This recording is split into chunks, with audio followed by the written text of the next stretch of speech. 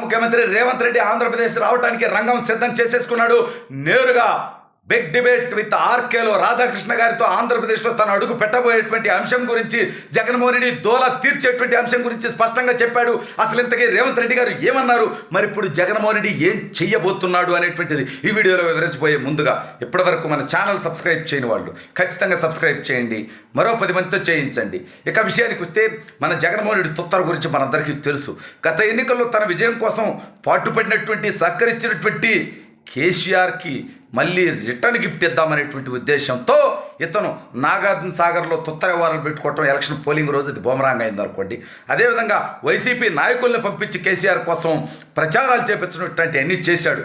కానీ ఏ కేసీఆర్ అయితే అహంకారంతో అధికార మతంతో చంద్రబాబు నాయుడు గారిని, తెలుగుదేశం పార్టీని విమర్శించాడో, రిటర్న్ గిఫ్ట్ ఇచ్చానని ఆనందించాడు, ఇప్పుడు ఆ రిటర్న్ గిఫ్ట్ కేసీఆర్ తీసుకున్నాడు.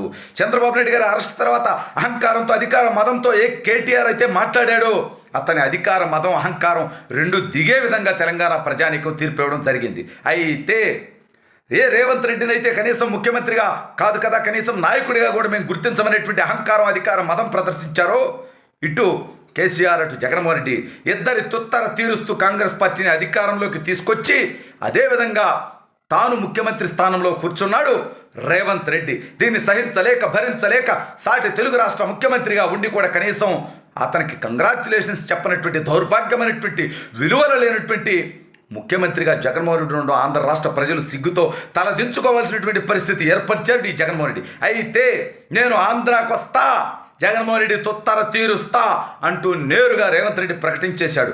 దాచుకోలా, అబద్ధాలు చెప్పలా, మొహమాటాలకి పోలా. ఖచ్చితంగా జగన్మోహన్ రెడ్డి నా వ్యతిరేకే. జగన్మోహన్ రెడ్డి చేసినటువంటి తప్పుల్ని నేను గతంలో ప్రశ్నించా, విమర్శించా. అదేవిధంగా ఇప్పుడు అతను ఉన్నటువంటి పార్టీ కూడా నాకు వ్యతిరేకమే. అతను నరేంద్ర మోడీ ప్రధానమంత్రి కావాలని కోరుకుంటున్నాడు, నేను రాహుల్ గాంధీ ప్రధానమంత్రి కావాలని కోరుకుంటున్నా. అందుకోసం ఖచ్చితంగా అతని ఎజెండా విధ్వంసం, అతని ఎజెండా అరాచకం, దాన్ని నిర్మూలించడం కోసం కాంగ్రెస్ పార్టీని ఆంధ్రప్రదేశ్లో చేయడం కోసం ఖచ్చితంగా నేను సహకరిస్తా. పక్క రాష్ట్ర ముఖ్యమంత్రిగా, పక్క రాష్ట్ర పిసిసి అధ్యక్షుడిగా రాహుల్ గాంధీ ప్రధానమంత్రి కావాలని కోరుకునేటువంటి వ్యక్తిగా ఖచ్చితంగా నేను జగన్మోహన్ రెడ్డి ఓటమి కోసం పనిచేస్తా, జగన్మోహన్ రెడ్డి ప్రత్యర్థిలాగే పనిచేస్తా. నన్ను కలిశారని ఎవరికైతే వైఎస్ఆర్ కాంగ్రెస్ పార్టీ నాయకులకి సీట్లు ఇవ్వను, రేవంత్ రెడ్డి దగ్గర బీఫామ్ తెచ్చుకోమని కారు కూతలు కూశాడు అధికార మతంతో. అంటే కనీస విలువలు ఉండకూడదు, మనుషుల మధ్య సంబంధాలు ఉండకూడదని కోరుకుంటేటువంటి వ్యక్తి, తల్లిని చెల్లిని తరివేసినటువంటి వ్యక్తి తన పార్టీ నాయకులను కూడా అంతకంటే హీనంగా చూస్తాడు. అతను సీట్లు ఇవ్వకపోతే నేనిస్తా, నేను ఆంధ్రలో కాంగ్రెస్ పార్టీ పునరుజ్జీవాని కోసం నేను పోరాడతానని చెప్పి ఇవాళ ఆంధ్రప్రదేశ్కి నేను వస్తా, అతని తప్పుల్ని ఎత్తి చూపుతా, అతని అరాచక పాలనని ప్రశ్నిస్తా అంటే రేవంత్ రెడ్డి గలం మనకందరికీ తెలుసు, రేవంత్ రెడ్డి వైఖరి మనందరికీ తెలుసు. ఖచ్చితంగా ఆంధ్రప్రదేశ్ రాష్ట్రానికి వచ్చి అతను జగన్మోహన్ రెడ్డి తప్పుల్ని ప్రశ్నిస్తే, జగన్మోహన్ రెడ్డి అరాచకాన్ని నిలదీస్తే, ప్రజల్లోకి రేవంత్ రెడ్డి వెళ్తే జగన్మోహన్ రెడ్డి తలెక్కడ పెట్టుకుంటాడు, ఏం సమాధానం చెప్తాడు? రేవంత్ రెడ్డిని ఇప్పుడు విమర్శించేటువంటి దమ్ము ఏ వైసీపీ పెయిడ్ డాక్కైనా, పేటీఎం డాక్కైనా, చివరికి జగన్మోహన్ రెడ్డికైనా ఉందా అని చెప్పి సూటిగానే ప్రశ్నిస్తా ఉన్నా ఇవాళ. ఎందుకంటే ఇవాళ రేవంత్ రెడ్డి చేతిలో జగన్మోహన్ రెడ్డి చిట్టా ఉంది, జగన్మోహన్ రెడ్డి బతుకుంది, జగన్మోహన్ రెడ్డి ఆస్తులు ఉన్నాయి, జగన్మోహన్ రెడ్డి వ్యాపారం ఉంది, జగన్మోహన్ రెడ్డి కేసులు కూడా ఇవాళ తెలంగాణ కోర్టుల్లో నడుస్తున్నాయనేది గుర్తు పెట్టుకోవాల్సినటువంటి అవసరం ఉంది. ఇవాళ విభజనకు సంబంధించినటువంటి అనేక ఆస్తులు, అంశాలు ఇవాళ తెలంగాణ రాష్ట్ర ముఖ్యమంత్రితో మనం పరిష్కరించుకోవాల్సిన అవసరం ఉంది. కానీ ఇవాళ తెలంగాణ రాష్ట్ర ముఖ్యమంత్రిని కనీసం గౌరవించకుండా ఉన్నటువంటి దౌర్భాగ్యమైనటువంటి వ్యక్తి, సరే ఓడిపోయిన తర్వాత తనకెంతో ఉపయోగపడినటువంటి కేసీఆర్ని కూడా గౌరవించకుండా దాదాపు 4 రోజుల తర్వాత పరామర్శకపోయినటువంటి బొంబాయి క్యాండిడేట్ అనుకోండి ఇతగాడు. ఎందుకంటే ఇతను అవసరానికి వాడుకుంటాడు, ఆ తర్వాత వదిలేస్తాడు.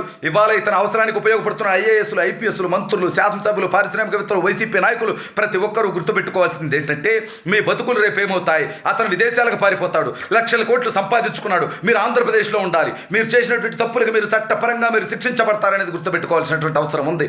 ఇబ్బంది పడిన ఏ ఒక్కడు, ఇబ్బంది పెట్టిన ఏ ఒక్కడిని వదిలిపెట్టే సమస్య లేదు. చట్టపరంగా చర్యలు తీసుకుంటాం, న్యాయపరంగా చర్యలు తీసుకుంటాం. ఎవరైతే తమ పరిధి అతిక్రమించి తప్పుడు పనుల్లో భాగస్వాములు అయ్యారో వాళ్ళందరి తుత్తరు తీర్చేటువంటి కార్యక్రమం నాబొట్టి వాళ్ళు కూడా తీసుకుంటారు, బరాబర్ తీసుకుంటారు. వెతికి ఎక్కడ ఉన్నా వదిలిపెట్టకుండా చేసిన తప్పులకి శిక్ష అనుభవించేలాగా చేస్తాం. అంటే వైసీపీ వాళ్ళలాగా వేసేటాలు తీసేటాలు కాదురా స్వామి, చట్టం ముందు దోషిగా నిలబెడతాం, చట్టం ముందు నిరూపిస్తాం, చట్టం ద్వారా శిక్షించే విధంగా ప్రయత్నం చేస్తామని చెబుతా ఉన్నాం. ఇదే లోకేష్ గారు రెడ్ బుక్ అని చెబితే దానికి భయపడినటువంటి తుత్తరగాళ్ళు దాని మీద కేసులు పెట్టి దాని మీద ఆయన అరెస్ట్ చేసి ఆయన విచారణ చేసేటువంటి ప్రయత్నం చేయాలనుకుంటున్నారంటే ఇందులో భాగస్వాములయ్యే మీకు ఇంకా బుల్లెట్టు ఎంత లోతులో దిగిందో అర్థం కావట్లేదేమో కానీ కరెక్ట్గా 3 నెలలు తర్వాత జగన్మోహన్ రెడ్డి పారిపోతాడు. మీరు మాత్రం బలిపౌసులు అవుతారు. మీ కుటుంబాలు మీరు ఆంధ్రప్రదేశ్లో ఉండాలి. తప్పుల్లో భాగస్వాములుగా ఉన్న మీరు శిక్షించబడతారు. అతను మాత్రం పారిపోతాడనేది గుర్తుపెట్టుకోండి.